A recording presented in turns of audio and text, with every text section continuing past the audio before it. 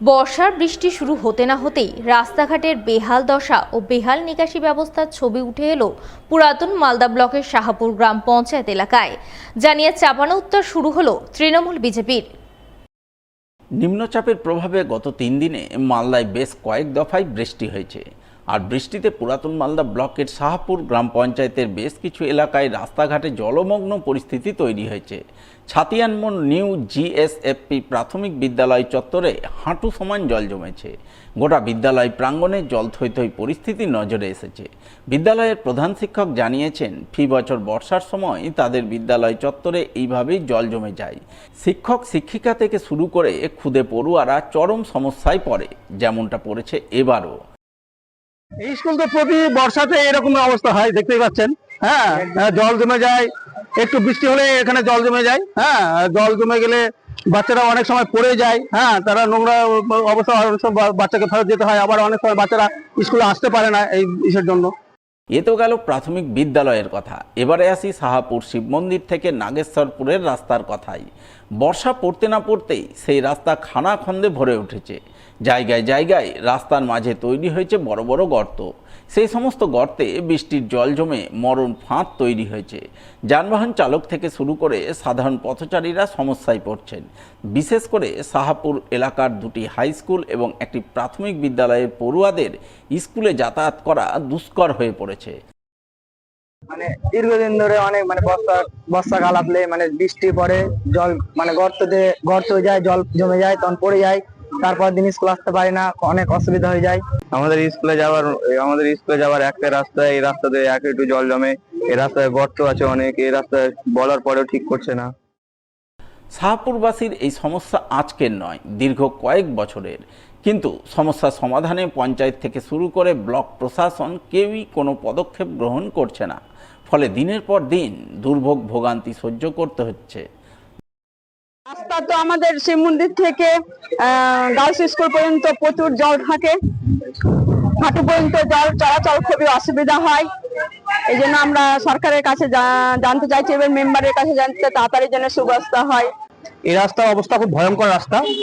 আবার শিব মন্দির যে আমাদের মোড়টা, এটা এখান থেকে শুরু করে বাইপাসে যে যোগ হচ্ছে, এই রাস্তাটুকুর মধ্যে মোটামুটি 1 কিলোমিটার মোটামুটি হবে রাস্তা হবে। 3টে স্কুল, একটা প্রাইমারি স্কুল, একটা গার্লস স্কুল আছে, আর একটা হচ্ছে শাহপুর হাই স্কুল। এখানে প্রায় মোটামুটি 2000 ছাত্রছাত্রী, 3টে স্কুল মিলে 3000 হয়ে যাবে ছাত্রছাত্রী প্রতিদিন যাতায়াত করে। আমরা বিভিন্ন জায়গায় ডেপুটেশন দিয়েছি, বিভিন্ন জায়গায় সব নেতানেত্রীকে বলেছি, কেউ কোনো ভালো জায়গা।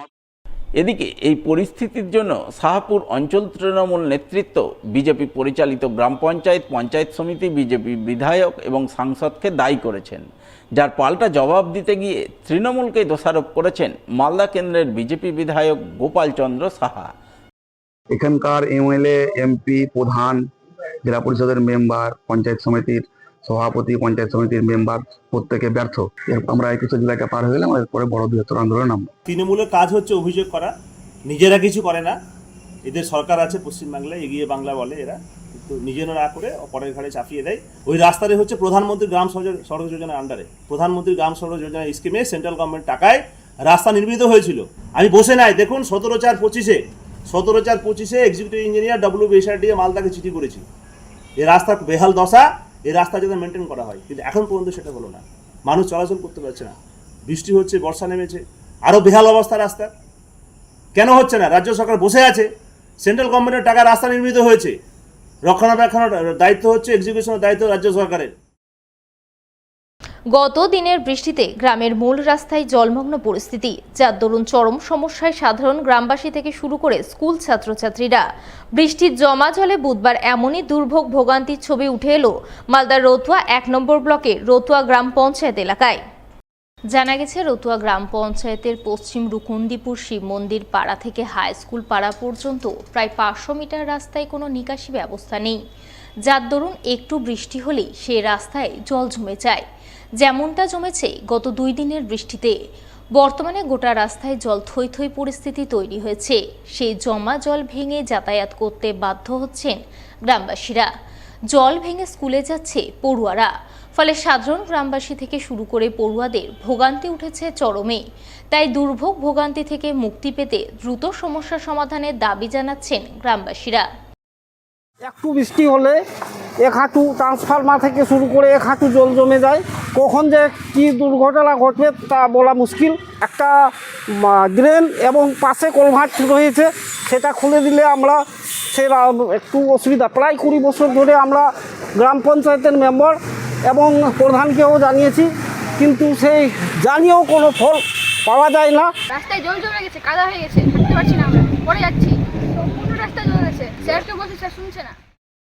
এ বিষয়ে স্থানীয় গ্রাম পঞ্চায়েতের সদস্য বীরেন্দ্রনাথ পালকে ধরা হলে তিনি গ্রামবাসীদের সমস্যার কথা স্বীকার করে বলেন, বিষয়টি নিয়ে তিনি আগেও পঞ্চায়েতের দৃষ্টি আকর্ষণ করেছেন যাতে রাস্তায় জল জমার সমস্যা মিটে যায়।